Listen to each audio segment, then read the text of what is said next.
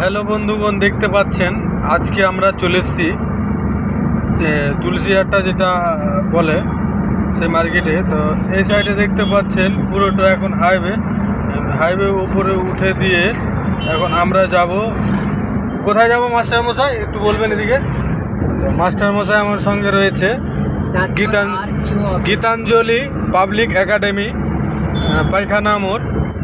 তো আমার স্যারের নাম হচ্ছে টিপু স্যার। স্যার কিছু বলবেন? স্যার কোথায় যাচ্ছি?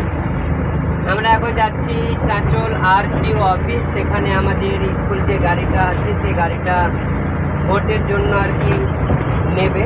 তো আমরা সেটাই গাড়িটা কাগজপত্র নিয়ে যাচ্ছি, আমাদের কাগজপত্র নিয়ে যাচ্ছি, সেখানে হ্যান্ড ওভার করবো।